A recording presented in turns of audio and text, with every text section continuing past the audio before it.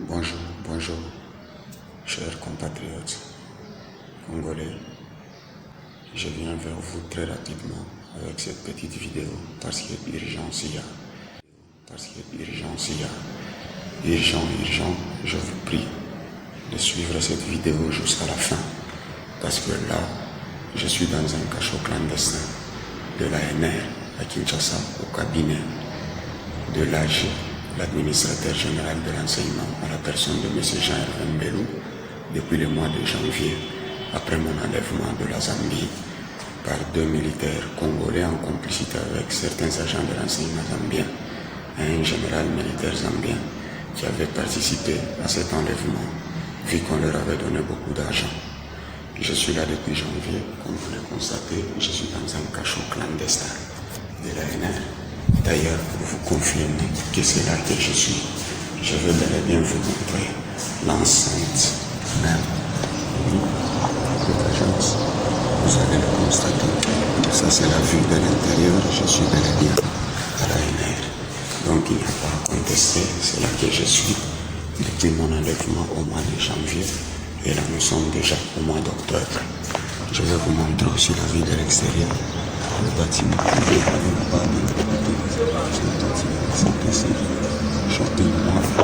voilà, donc je suis bel et bien à la mer. Je vais y aller très rapidement pour faire passer mon message. Voilà, ici, c'est dans le logo de la NR que je suis dans un cachot clandestin au cabinet de l'AG à la personne de M. Jean-Hervé Mbelou. Voilà où je passe nuit. Ça, c'est un matelas qui n'existe qu'à des noms. Je dors sur des fils de fer et tout le corps fait très mal chaque matin. À mon réveil, je suis même très malade. Je contractais des maladies dont je n'ai jamais souffert toute ma vie. C'est seulement à cause de cet enlèvement que je suis en train de souffrir et je ne bénéficie pas des soins appropriés. Voici même les médicaments que je suis en train de prendre. Vous allez le constater. Tout ça, ce sont des médicaments. Voilà, je suis très souffrant, mais je ne bénéficie pas de soins appropriés. Je viens très rapidement avec la petite histoire. J'ai été enlevé de la Zambie depuis le 2 janvier au niveau de l'hôtel Protea Hotel Andola. Les faits sont vérifiables par le colonel Jules Mpoyongoy. Oui, j'ai été enlevé de la Zambie accompagné de notre colonel de l'armée congolaise, monsieur John, le colonel John Chibang, qui s'est fait passer pour un général au niveau de la Zambie. Alors, ils m'ont enlevé le 2 janvier au niveau de l'hôtel Protea et j'ai été conduit dans un autre hôtel, une résidence inconnue, toujours au niveau de Ndola, où je passais 4 jours, je dormais sous mes notes, j'étais torturé. Je ne savais pas la raison. Je ne savais pas la raison pour laquelle j'étais torturé. C'est 4 jours après qu'ils m'ont pris pour m'amener à Lusaka. Mais pendant que je descendais de cette résidence pour embarquer dans le véhicule, je constatais qu'il y avait aussi la présence du général John Mulongo qui était aussi enlevé. Et on nous a embarqués dans des véhicules différents jusqu'à Lusaka.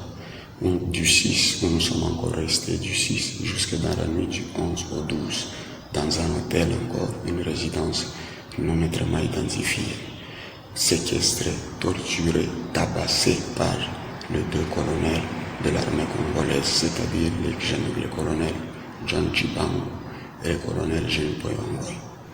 Et c'est comme ça que le 11 même, le 11, le général Chibang est venu vers moi. Toi, moi je dois seulement t'amener à Kinshasa. Parce que nous sommes tombés sur une de tes vidéos où tu parlais d'une plainte de Katangé contre l'ONU à la Cour internationale de justice. Toi, tu ne vois pas que c'est là, c'est une trahison pour le pays. Moi, il faut que seulement je t'amène à Kinshasa pour que tu ailles galérer là.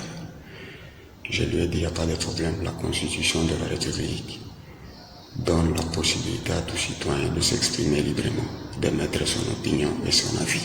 Surtout que notre démarche n'a rien à voir avec le régime actuel, parce que la démarche a commencé depuis 2003.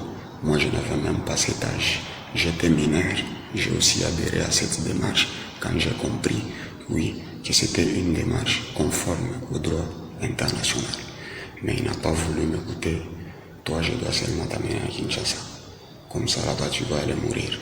C'est comme ça que, dans la nuit du 11 au 12, on nous a bandé les yeux, on nous a amenés dans un aéroport militaire à Lusaka. Arrivé là-bas, j'ai fait un petit désordre parce que je voulais voir là où nous étions. Mais j'ai constaté que nous étions dans un aéroport militaire. Et là, pareil, la compagnie d'aviation qui était venue nous chercher, c'est la compagnie d'aviation JetNet. Les faits sont vérifiables. On a embarqué dans cet avion jusqu'à arriver ici à Kinshasa. C'est-à-dire c'était déjà le 12, parce que c'était 4 heures du matin. À l'accueil, nous avons été reçus par l'AG, l'administrateur général de renseignement, à la personne de M. Jean-Hervé Mbelo. Il nous a reçus, il nous a conduits jusqu'à son cabinet depuis le mois de janvier, où nous sommes gardés jusqu'à ce jour, dans un cachot clandestin de l'ANR, comme vous pouvez le constater. Aujourd'hui, je suis très malade, je suis très souffrant, j'ai contracté des maladies, je ne bénéficie pas de soins appropriés. Mais arrivé ici à Kinshasa, lors de mon interrogatoire pour la première fois, dans la salle d'interrogatoire, le colonel Jules Poyongoy va chasser tous les autres membres de la commission pour leur demander de me laisser aller avec lui, parce que pour lui, il estimait que j'étais abattu, j'étais fatigué et qu'il voulait me donner le moral. Nous sommes restés avec lui dans cette salle d'interrogatoire. Il m'a dit clairement que la raison évoquée en Zambie, ce n'est pas la raison pour laquelle nous t'avons amené ici. Nous t'avons amené ici pour que tu fasses 2 missions pour nous. D'abord, ne dis pas tout ce qui s'est passé en Zambie. Et nous avons besoin de ton témoignage contre certaines personnalités de sécurité de ce pays et contre un général hautement placé de l'armée congolaise. J'étais les noms de ces gens-là pour éviter la propagande des personnes mal intentionnées contre mon pays. J'étais les noms, mais au moment opportun, je vais dévoiler les noms et tout ce qui m'a demandé d'être dit contre ces gens. Et c'est comme ça que j'ai refusé, parce que je viens d'une famille chrétienne. Oui, je partage ma foi chrétienne, comme le président de la République. Ma foi chrétienne ne me permet pas de citer des gens que je ne connais pas et pour des choses qu'ils n'ont pas fait. Quand je continue à résister, on m'a dit, si tu ne te soumets pas à ces conditions, tu ne seras pas libéré. Et d'ailleurs, nous allons même arrêter toute ta famille à Lubumbashi avec brutalité. Et tu verras. Je continue à résister. Quelques jours après, on a donné l'ordre à Lubumbashi, à l'auditeur supérieur, d'arrêter mon jeune frère sans raison, sans motif. Il a été arrêté sans jamais être entendu ou jugé depuis aussi le mois de janvier. Il est jeté à la prison de Kasapa. Et on est venu même me montrer la photo pour dire que comme tu as refusé de faire ce que nous t'avons demandé, voilà, ton frère est déjà arrêté. Il est à la Kasapa et ce n'est qu'un début. Nous allons arrêter toute ta famille avec brutalité parce que tu refuses de collaborer. Je continue à résister et à refuser. C'est comme ça que je me retrouve dans ce cachot jusqu'à ce jour où je suis très souffrant. J'en appelle au président de la République, Félix Antoine Tshisekedi Tshilombo, dans les prérogatives qui lui sont dévolues. C'est lui qui doit se rassurer d'une justice équitable de toute la population. Il doit se rassurer de la protection de la population et de leurs biens. C'est lui le garant de la Constitution. Il est le garant du bon fonctionnement des institutions de la République. J'en appelle au chef de l'État. Je sais que tout ce qui se passe, le président Félix Antoine Tshisekedi Tshilombo n'y est pour rien. Parce que lors de la prise de pouvoir, il a lui-même dit qu'il devrait fermer les cachots clandestins de l'ANR. Il a lui-même promis d'humaniser les services de l'ANR. Mais malheureusement, ce qui se passe aujourd'hui, le chef de l'État n'est pas informé. Ses collaborateurs n'ont pas suivi les mots d'ordre et ils sont en train de faire autre chose. Alors je profite par cette vidéo pour que le président de la République soit informé. Je demande, je clame mon innocence et celui de mon frère. C'est tout simplement à cause de la vérité aujourd'hui que je suis en train de crever et que mon frère est en train de crever à la prison de Kasapa Lubumbashi. Mon frère s'appelle Dani Muteb Myong, arrêté aussi depuis le mois de janvier sur ordre de l'ANR par l'intermédiaire du colonel Jules et du général John Chibang, qu'il a été arrêté par l'auditeur de Lubumbashi. afin de me contraindre à dire les mensonges. Monsieur le Président de la République, je sais que vous êtes un homme de bonne foi. Je sais que vous êtes un homme droit et correct. Je fais appel à vous pour ma libération et celle de mon frère. Je fais appel à la communauté internationale. Je fais appel à la SADC. Je fais appel à la MONUSCO ici à Kinshasa et à la représentante des Nations Unies à Kinshasa, Mme Bintou Keïta. Je fais appel à la Croix-Rouge internationale parce que je suis très souffrant. Je ne sais même pas si j'ai été empoisonné ou pas. Je fais appel également. Je fais appel à toutes les organisations de droits de l'homme œuvrant ici à Kinshasa, entre autres Human Rights, le département des droits de l'homme de la MONUSCO. Je fais appel également, oui, à ACAJ, oui, cette ONG qui se bat toujours pour le droit.